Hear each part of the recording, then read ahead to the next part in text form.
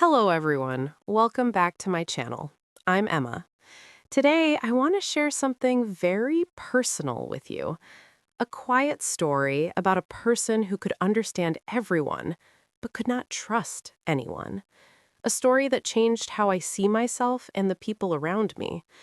Do you know someone who is always kind, always helpful, always there for you, but never really lets you get close? Someone who knows everything about you, but you know almost nothing about them? Well, that person was me. It's about how I lived for years behind an invisible wall.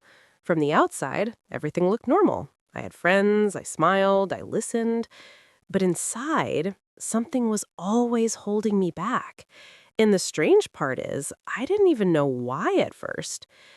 I remember one evening very clearly. The sky was soft orange and the air felt calm. I was sitting in a small cafe watching people talk and laugh. I could read their emotions so easily. I knew who was nervous, who was happy, who was pretending. But when someone looked at me and smiled, I smiled back. But I never let them come close. But actually, there was a deeper reason behind this, something I didn't understand for a long time. Let me take you back a few years. I was working at a small company. My coworkers liked me. I always remembered their birthdays. I always asked how they were feeling. I always helped with their problems. People said I was the best listener they knew. But here's the strange thing. After 2 years, nobody really knew me. Not my real feelings, not my real fears, not what made me sad at night. And I thought that was totally normal. I thought I was just a private person. But one evening, my closest friend at work, Sarah, said something that stopped me completely. She said, "Emma, I love talking to you, but sometimes I feel like you're behind glass. I can see you, but I can't touch you." I smiled. I said, "That's not true." But inside, I felt something strange, like she just opened a door I never knew was there. But actually, that sentence was the beginning of everything for me. I started thinking about my life. Why did I always help others but never ask for help? Why did I smile when I was hurting? Why did I feel safer alone? Then, I remembered something from my childhood. Growing up, I never knew what kind of mood my mother would be in. Some days she was warm and loving. Other days she was cold and distant, and I never knew why. I tried to be good. I tried to be helpful. I tried to be perfect, but nothing worked. So slowly, without knowing it, my brain learned something. It learned people are not safe. Even the people you love can hurt you. So be careful. Give love, but don't ask for it back. Help others, but never need help yourself. That conclusion, people are not safe, that was the wall Sarah felt. And here's the hard part. I didn't build that wall because I was cold. I built it because I was scared. Because loving someone means they can hurt you. And I had been hurt before. Does this sound familiar? Maybe you have felt this too. That small moment of hope when you meet someone new, and then that quiet voice inside saying, "Wait, be careful. You know how this ends." That voice is not your enemy.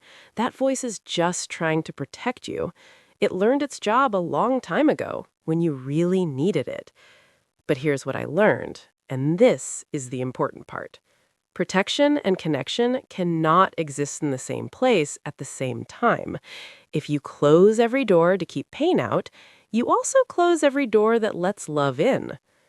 After my conversation with Sarah, I made a small decision. Not a big, dramatic decision, just a small one. I decided to tell her one true thing about myself, one real feeling, one small moment of honesty. I said, "Sarah, sometimes I feel very alone, even when I'm with people." She was quiet for a moment. Then she said, "Me too, Emma. Me too." And just like that, something shifted. Not everything changed at once, but something small and important changed that day. I learned that trust is not a door you open all at once. It is more like a window you open slowly, a little bit today, a little more tomorrow, and you watch what happens. You collect evidence. You let the nervous system see, okay, this person is still here.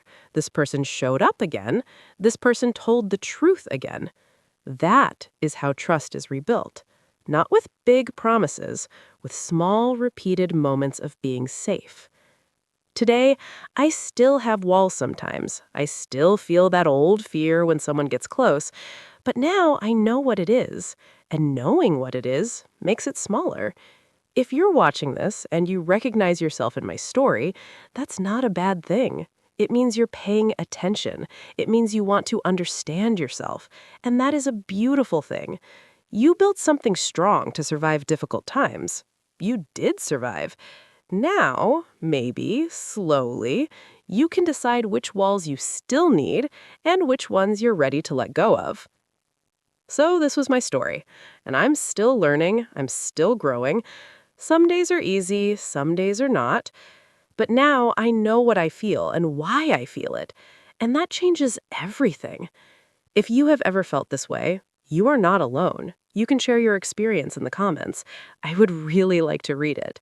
And if you want to improve your English while listening to real, emotional stories, you are in the right place. Try to listen again. Repeat simple sentences. Feel the words, not just learn them. I also want to say something to you as an English learner. You just listened to this whole story.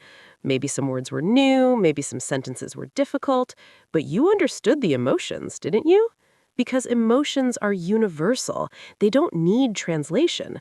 That is the magic of learning a language through stories.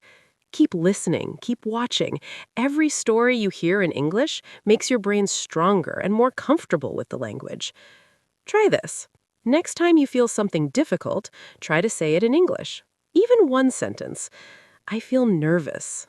I am scared. I need help. Small sentences. Big progress. If something in the story touched you, if you have felt this way before, please share it in the comments. You are not alone, and your words might help someone else feel less alone too. If you enjoyed this video, please hit the like button and share it with someone who might need to hear this story. And subscribe to the channel so you don't miss the next one. In the next video, I will share a completely different story, a completely different secret about how our minds work when we try to learn new things. One that surprised even me. I think you will really enjoy it. Until then, take care of yourself. And remember, letting someone in is brave. Very brave. See you in the next one. Bye-bye for now, my friends.